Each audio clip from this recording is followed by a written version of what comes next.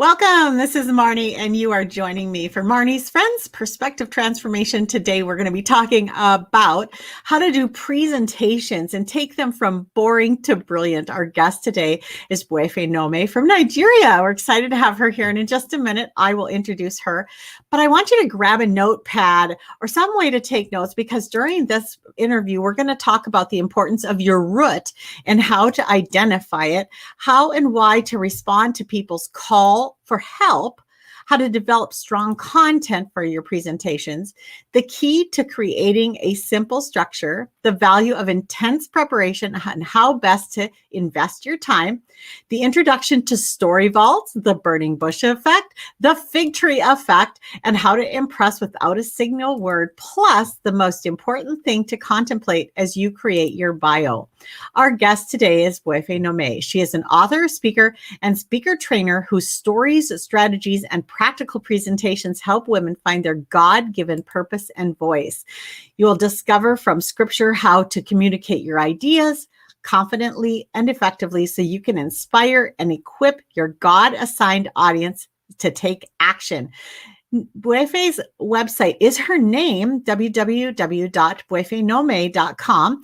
And also she is one of our speakers over at womenspeakers.com. So you could totally check her out over there. And I'm excited to welcome her now. Welcome to you, Buife.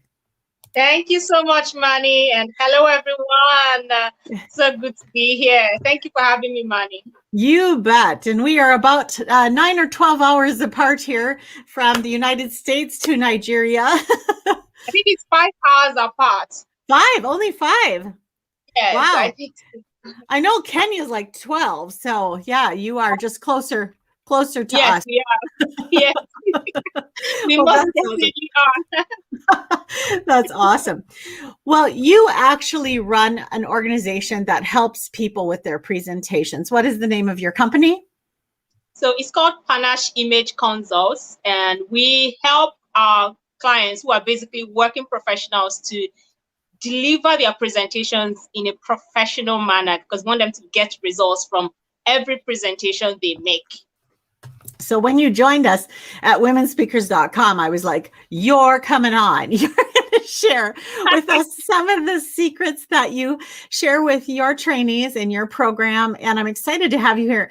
And actually, some of your talk points really got me going. I was telling somebody I was working with, I'm kind of excited to hear what this burning bush thing is myself, and the fig tree. And so we're going to dive right in. Thank you for being here. So first of all, what is a root? And how do we identify ours? Okay, so as women who have been called to speak, we often have this, oh God, but I cannot speak. I have never done this before, and all that. And that used to be me, because I am an introvert and I used to be extremely shy. I used to be too shy to relate with my cousins. That was how bad it was. So when we had visitors over at home, I would run into the bedroom until the visitor was done. Yes, until the visitor was done before I could come out.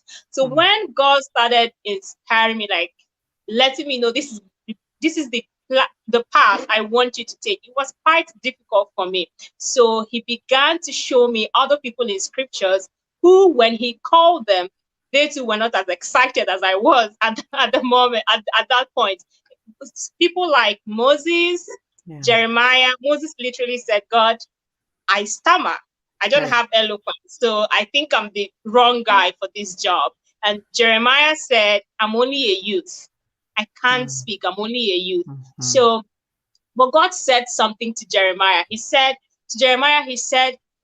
placed his hand on Jeremiah's lips and told Jeremiah, what I have done now is I put the words that you must speak in your mouth. Yeah. And he said to Moses, don't worry about what you're going to say, because I'm going to go with you. So when I speak about roots in public speaking, especially for us women who have been called to speak, is understanding that when God is calling you to speak, he's not asking you to start from the beginning. He laid the foundation when he created you. At that point that he talked about in Jeremiah 1 verse 5, that before you were born, I knew you. Before you were conceived, I ordained you. So you already have the words to speak. It's not something that is going to start from afresh to do. And the second thing is God is always going to be with you. Yeah. He's always going to be with you throughout that. So that is why when you understand the roots, Jesus said, I came from my Father. So he knew where he came from. He didn't do anything of his own accord. He came from somewhere, and he always identified with that root, that foundation, to help him propel him to deliver the presentations and the speeches, the Sermon on the Mount, and all those speeches with confidence and authority, because at the end of the day, you need to impact the lives of the people that God has assigned you to. Right. I'm thinking of John 15 and how that we are the branch. Okay, so we're the branch hanging out here and the fruit hangs off of us. But if we're not connected to the vine, to the root, then we should be afraid. Actually. Absolutely. But if we are connected, that you are part of that vine, and not just that you're part of the vine, but that God is the vine dresser. Yeah. Then confidence just comes, and you have that strength of will to go ahead and share the word that God has put on your lips to share. Yeah, I love that. And we don't have to produce the fruit. Actually, we bear the fruit. It's different. The fruit production comes from the vine, but the branch just hangs there. It grows there, and we bear it, the weight of it. But that's it. We don't even have to produce it ourselves. So I love that. Absolutely. So what are you talking about when we're supposed to hear people's calls for help as a speaker? When I talk about that, what I mean is, when you're as a speaker, you don't think about yourself. You don't think about, this is what I should say, or this is what everybody's saying, so let me follow the train. No, you think about the people that God has called you to. Yeah. If we go back to Moses and Jeremiah, you notice that there was a people that God called them to. Those people they needed help. They were crying out to God. The Israelites in bondage, they were crying out to God. And God said, I have heard their cries and I've come to help them. So you have to understand that the people God has called you to speak to have been crying out to him. And he has come to help them through you. So when God says, this is the people that I want you to talk to, you have to think about their problems. What are their pain points? What are they crying out to God for? For me, I know that women, I've talked with a lot of women, and you hear them say, I feel led to do this. I feel led to speak on this. I feel led to speak on that, but I'm scared. Or I don't know how to put my words together. I don't know what to talk about when I actually get on stage. So how can you help me? And for me, those are my God-assigned audiences. I want to help you express the words that God has put on your lips to speak. That is the problem they have. And so that is what I'm responding to. So you always have to respond to your audience's pain. When you speak to their pain, they pay attention to you.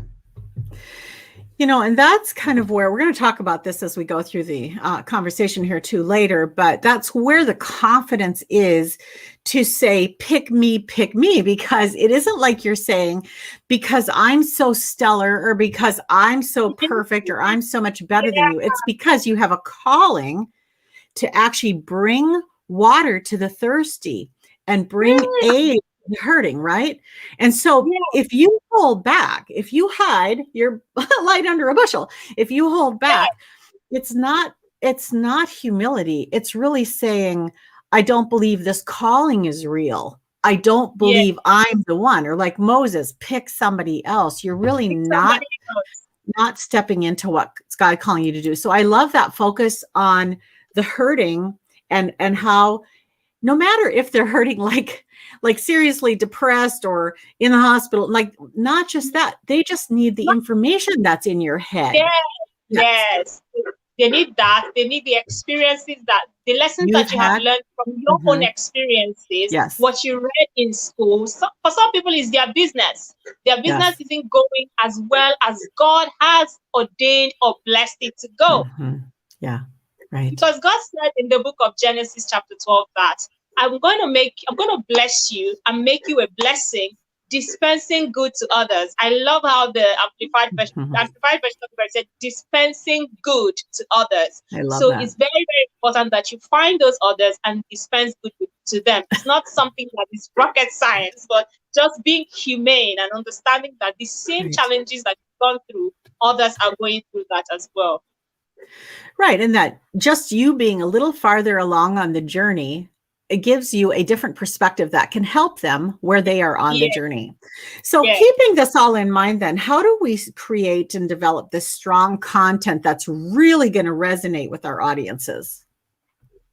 And we're just going to flow from our last topic and get into this, because Yep. developing a strong content, when you hear strong, it doesn't mean that it has to be out of this world. Sometimes it can be so simple, but Yes. just so relevant to your audience.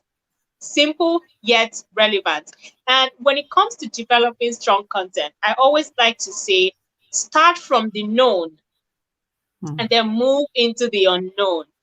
When you have gone through something, for instance, I have been shy, I have been timid, I have had low self-esteem, I have had inferiority complex when I think of other people as better than I am. And so I use that when I teach, when I train. When you Mhm. develop content, try to bring yourself into your content. Try to bring your personal experiences into your content and the things that you have learned before. In the Bible, during the Sermon on the Mount, Jesus kept on saying something. You have heard this. This is what I say to you now. You have known this, referring to the Mosaic law. This is Yeah. what I say to you now. You have heard this. It's been said when someone slaps you, you know, slap them back or something. But this is what I say to you now, right? You have heard if this Moses, because of your hard-heartedness, told you to divorce your wives and all that. But this is how it was from the beginning. So he references what they already know and then brings the godly standard, what they Mhm. have always known because of their fallen state. But then he tells them this is how it should actually be. So when you're creating your content, start from the known. The known is the pain point. The known is your own pain, your own suffering, your own experiences, and how that affected you. For instance, before I did an MC on Saturday, I MC'd an event on Saturday, and towards the end, when I was off the stage, a friend of mine walked up to me, and we're not really close, but we know each other, and he was like, I watch your videos and oh my gosh, I see the transformation that has happened over the years. And he said, can I get your book? And I said, oh, my book is ebook. Okay, why don't you print it? Why don't you print it? I think this is really, really going to go far. You're going to help a lot of people, because he said something. He said, because this is something that you have been through. Yeah. So this is someone who knows that. My mom is still shocked when she sees me do what I do. Mhm. That's to show you where God picked me from, the level of low self-esteem that I used to have to where I am now. So when I teach, I try to bring that. For you, it may be that you used to really struggle with your finances Mhm. because of some bad habits. You have to bring that in. And when we talk about this, the other thing that you need is vulnerability. You have to allow yourself to be vulnerable, because that's how you can actually help other people. If you don't allow yourself to be vulnerable, you won't bring out that best. Mhm. That oil is inside of you. It's not from books that you read. The books will probably give you a framework for how to talk about what your topic, but the actual oil that impacts the lives of the other person, of your audience, comes from inside of you. That's why the Bible says, come to comfort others with the comfort with which you were comforted with. Right. Right. Yeah, absolutely. I love that. And I always encourage people. Now, there are exceptions to this. We just had an interview a couple weeks ago with Carol, who's in the middle of a difficult journey Yeah, with a spouse with clinical depression.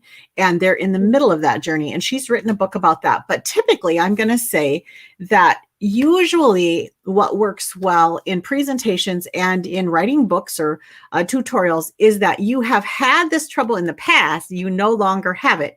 Something has changed. God has shown you a process or has freed you or healed you or whatever. So you look back, and typically that's where you're going to focus on with your content, not on your raw gaping wounds right now, yes, yes, because it's you're really standing up in front of people. I always say it's like kind of like standing in front of people without any clothes on and letting them just throw darts at you.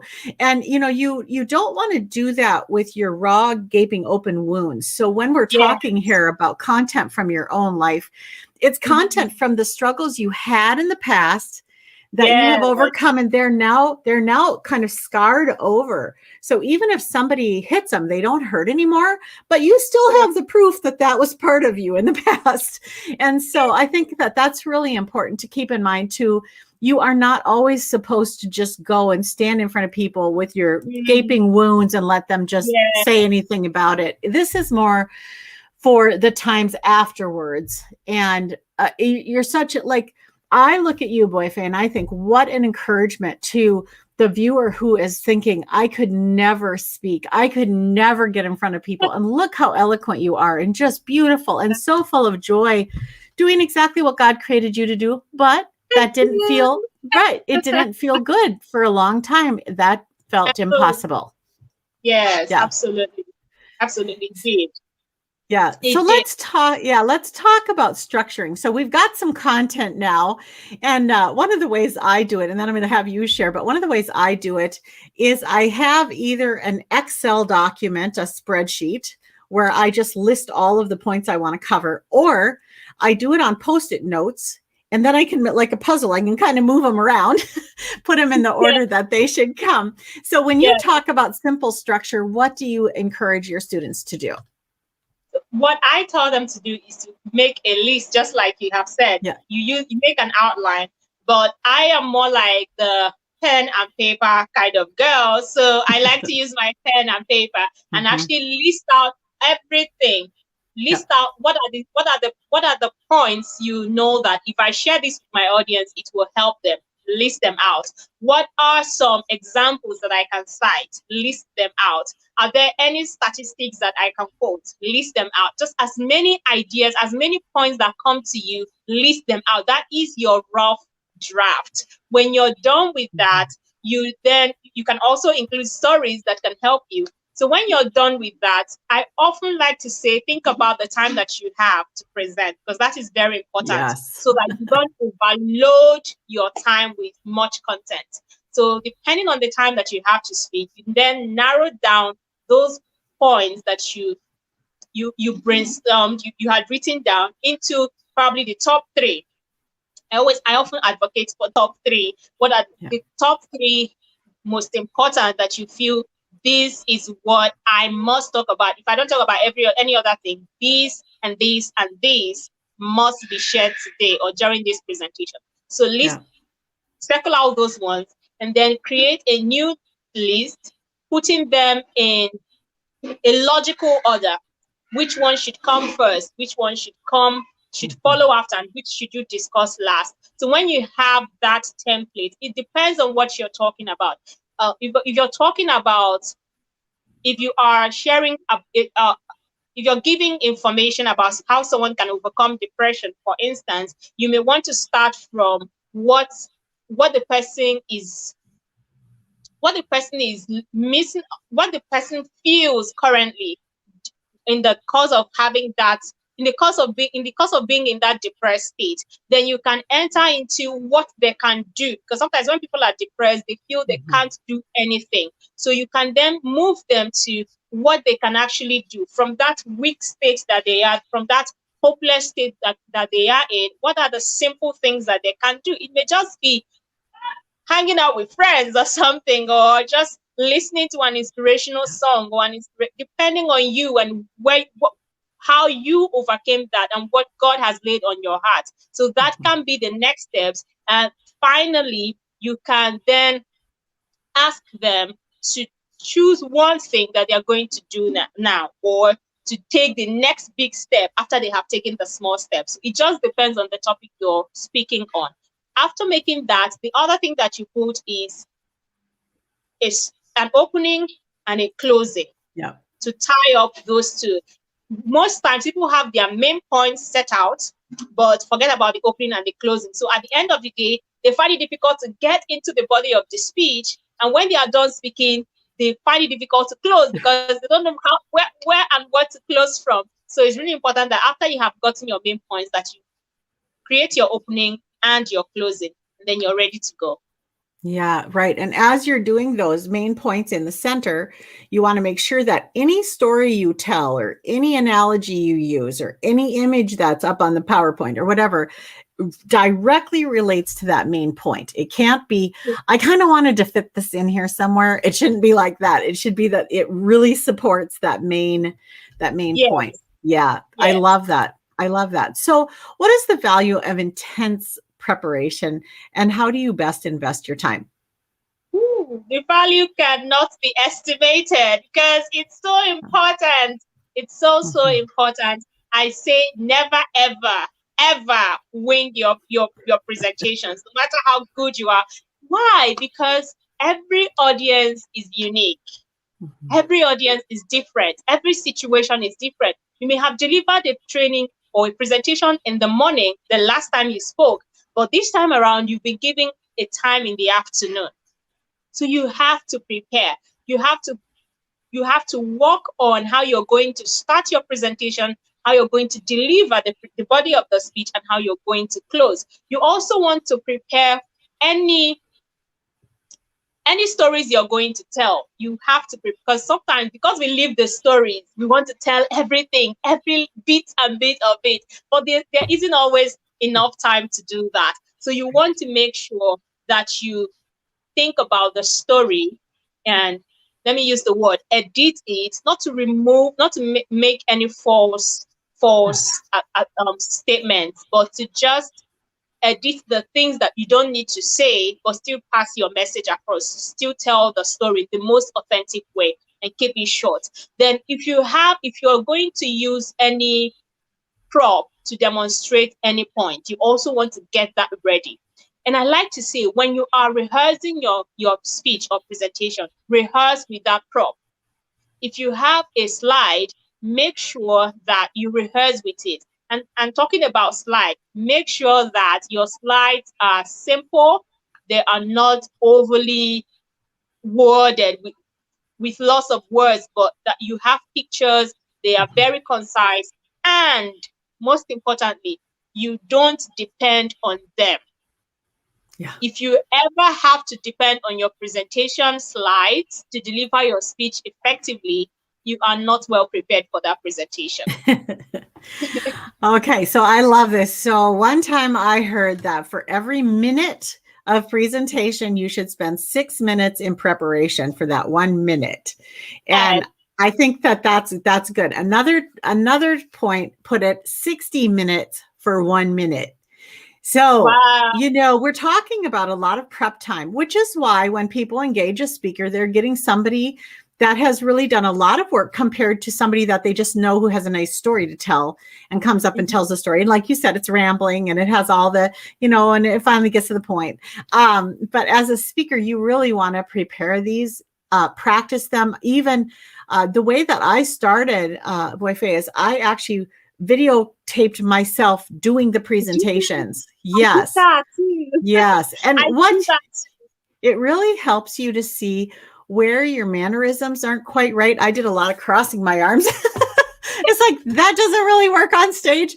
So you have to kind of see what you're doing wrong a little bit and then to improve it. And then the other thing with stories, you can really get a story to be so powerful if you'll work on it for a while. Don't just go with your first retelling of that story. Really polish it up. I love that. And I too, just even even if you've been speaking a long time, like you said, ask God to help you prepare, even if it's the same talk that you've given 100 times.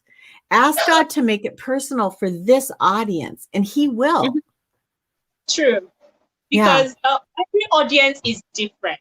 Yes. And sometimes, because we are Christian women, we have to think like that. Because sometimes there's really just one person or two persons in that audience who you are really there for at that particular point in time. So it takes that, and part of preparation for us Christian women is to pray. I like to pray for my audience, not just to pray for Yes, myself, but for for my sure. audience. Because sometimes people come in with distractions, worries that may end up distracting them from what you're saying. So I like to pray for them too, that when I share something, that they recognize it, and then have the wisdom to apply it in their lives, because it's so important. At the end of the day, this is a ministry, and ministry is about service. You're serving people, not yourself. Even if it's a business, even if speaking is your business, it is still a ministry. Yeah. Your life is the presentation of Jesus to the world. And so in everything we say and do, that should be forefront. So we're talking about stories, and you have something you call story vaults. Can you tell us what that is? Yes. Most times when you start your presentation, you kind of like, what story should I tell? I've heard tell stories. What stories should I tell? I don't have any stories. But the truth is, we have stories, and every day we gain more stories. I've had a coaching session with a client today, and I've heard something. I've had a discussion with someone, and I learned something. As I was working out today, I saw something that resonated with me and kind of like got me thinking about something in a different way. Those are stories. So what I call story vaults are when you have such experiences, don't just put them here and leave them. Put them down. Make a list of them. So have like a paper, and what happened, divide them into 3 columns. What happened? Or 4. Okay, let's use 4. So you can have date, what happened, what are the lessons that you got from this event that took place. It's in your life or something that you observe around you. Then on the final column, you can now decide, is this a leadership lesson or a relationship lesson or a confidence lesson, whatever, or whatever. Just make that so that when you're preparing for a leadership training, for instance, you can easily go to your vote and select a story that would help you convey your message effectively. Yeah, that's beautiful. So I do that with all of my talk points.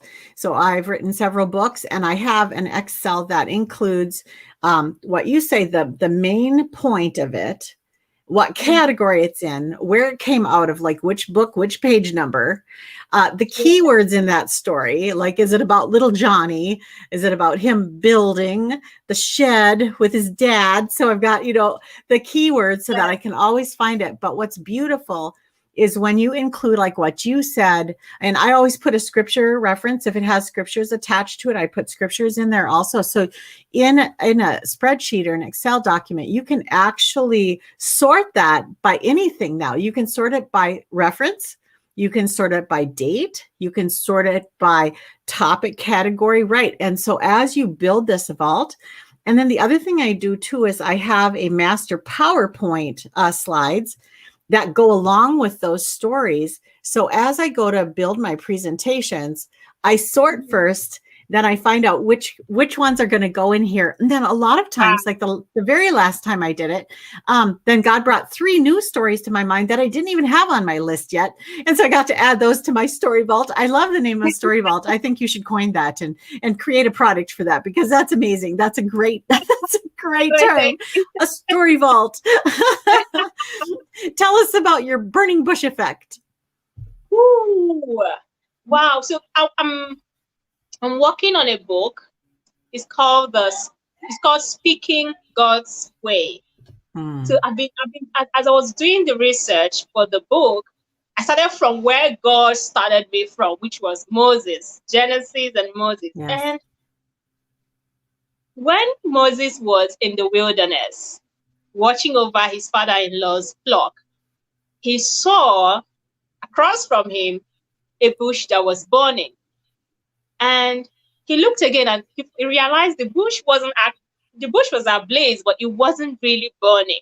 And he said something, he said, I need to go closer to look, to see what is really going on. By the time he got closer, God said, hey, dude, chill. You're standing on holy ground. And he says to him, pull off your sandals. I am the God of your father, Abraham, Isaac, and Jacob. And before he started, tell him what he wanted to tell him. So that, what I call the burning bush effect, is that attention grabbing thing that you do at the beginning of your presentation. Yeah. To get your audience to really sit up. I want to hear what she has to say, because it's so important. Like I mentioned before, your audience have a lot of things right here. And for that 30 minutes or 45 minutes that you have with them, you need to be at the top of where their focus is. So creating a burning bush effect, it can be a statistic that people are not really aware of, or something that startles them, or a story. Just because I called it the burning bush effect doesn't mean that it's out of this world thing, but it just helps to realize that if God thought it wise to find a way to get Moses out of the state of, oh, I have to watch over the flock, or God, I can't be listening to you right now, and I'm tending over my father-in-law's flock and all of that. He had to get him to willingly want to find out what's more. Yeah. And that's what you want your audience to do. They want to ask, what's more? And I want to know what's more. Yeah. So yeah. You're actually taking their brain from wherever it is and saying, oh, I really want to pay attention to what comes next. What is coming next from this? Yeah, what's going on here? So how about the fig tree effect? What is that? The fig tree, same story. I love the Bible because the Bible teaches you a lot of things. Jesus was working with his disciples and he wanted to get a fruit from the fig tree, and there was nothing there. So he cursed the tree, literally, like, just die off. Since you don't have any fruit, you just die off and be gone. And his disciples wanted to know what's up with that. Like, how can you do that? And he used that to tell them that, look, you can actually, if you have the faith, you can tell a mountain to move and it will move. So that is the fig tree. Don't tell, show. He could have easily told them, oh, you can tell a mountain, blah, blah, blah, blah. But he showed them how possible it was by actually doing it. So it's important that when I talked about structuring and structuring your presentation, I talked about getting examples and stories and props. So whatever would help you show more than you tell would be really helpful for your audience, because studies have shown that we learn more when we are learning visually. Right. We retain more information that is presented to us visually than just words, because words are long and sometimes we can miss out on certain things. But people remember visuals, right. People remember pictures. So you want to create that effect when you deliver your presentations. Yeah, awesome, good. Give practical analogies of what you're talking about, not just words and words and words, right? How do you impress without a single word? With a secret sauce. It's when you're called on, when the MC introduces you, and as you make your way to the stage, you've already started speaking. And how you're doing that is by how you are dressed, what you're wearing, how your hair is made, what your footwear is like, and all that. So you actually get to take advantage of your appearance to make a brilliant presentation. And the scripture I always reference here is when in the Bible, where it was said that God told Samuel that man looks on the outward appearance, but he looks on the heart. But God was making a statement there. Man looks on the outward appearance. So your audience do not know what you have in your mind. You don't know the knowledge you have. They don't know the expertise you're bringing to them. But by how you look, they can make certain assumptions. And you want that assumptions to be true to who you are and to what you represent. Because when people make assumptions about you, they act and react, they act towards you and react to you based on that assumptions, whether the assumptions are true or false. So if the way you're dressed, they feel, okay, this is probably a wannabe, doesn't know anything, probably doesn't have the experience and all that. That is how they will react or respond to you getting on that stage. So it will be difficult for you to get them to pay attention. But when you come out and from how you look, they feel, wow, they're going to sit up because, wow. Right. And I always tell the speakers at womenspeakers.com, I always say it is not a beauty contest. It is not about how perfect you are. What it is about how seriously you take the responsibility of what you've been invited to do. Absolutely. So it isn't about like you have to be Miss America in order to be a speaker. You do have to, in order though, for a planner to trust you, and for your audience to trust you, you have to take it seriously and you have to do the work. So like you say, getting dressed appropriately, showing up appropriately, having a professional headshot done. You know, you have to take these things seriously because otherwise it's hard for anybody to take you seriously. Yeah. And then the other thing about that is money, the way that you dress also influences how you feel and think about yourself. So it can, that's for sure. It's going to influence how you feel about yourself. So make sure that how you look makes you feel worthy of the assignment of the assignment you're about to undertake, because it's really, really important that.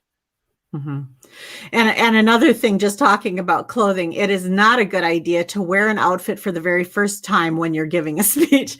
You should totally be comfortable in your clothes where they make you feel like $1 million, and it doesn't matter how much they cost. What matters is how it makes you feel and what it presents to those who are watching you as you stand on the stage. And even it should be not distracting. Even, you know, sometimes someone will wear these huge floofy arm things and that's all you can see the whole time. Every time she moves her arms, you just see her sleeve or, you know, whatever. I one time had a whole talk. I had big earrings on and they jangled the whole time. And it's like, oh, okay. So, you know, very careful to, again, what you said first off was this is not about you. This is about your audience. This is about what God is bringing to your audience through you. So just to kind of, through you. So what's the most important thing to contemplate as you create a bio? We've talked about the roots, which is knowing where you come from. And this other thing is knowing who your audience say you are. Part of delivering brilliant presentations comes from practice and doing it over and over again. So the presentation you gave yesterday should fall short in comparison with the one you're going to give tomorrow. Yes, it has to. Because it has your path, your path should shine brighter and brighter. That is the scripture. Your path should shine brighter and brighter. So to help you ensure that your future presentation surpasses in every way your past presentation is by knowing what you actually did right and wrong in the past one. So I always encourage my clients to ask their audiences or the person who invited them for feedback. Sometimes we are scared of asking for feedback because we don't want to be criticized or told that, oh, you did this wrong, you did that wrong. But it can help. It can help you to know what you should talk about more. Sometimes an audience member will walk up to you and tell you that this was the most important part of your presentation. This was what resonated with him or her the most. And if you have tons of people coming to you at the end of every presentation telling you that this is the thing that resonated with me the most, then that helps you know that this is what you should really be paying attention to more when you deliver your presentations. And now, talking about feedback, when you get whether positive or negative feedback, like when someone says, "Oh, you were brilliant, you were awesome," ask them which part was really the most brilliant, which part was the most amazing, because you don't want anybody tooting your horn just to make you feel good. We are being practical right now. So you want to make sure that they are giving you specific things. And when they give you a negative input, like, "Oh, I think you could have done better here." Or some people don't know how to share negative criticisms in a way, in a positive light. So you have to be mature enough to know, okay, even though they said it wrongly, let me examine that and see how true that is. But only use that to improve yourself. Don't dwell on that. Don't rely on people's validation or the lack of to make you feel good or bad. So if someone says, "Oh, you didn't do this right," don't go sleeping. "Oh, I'm a terrible speaker. I knew it. I always..." No.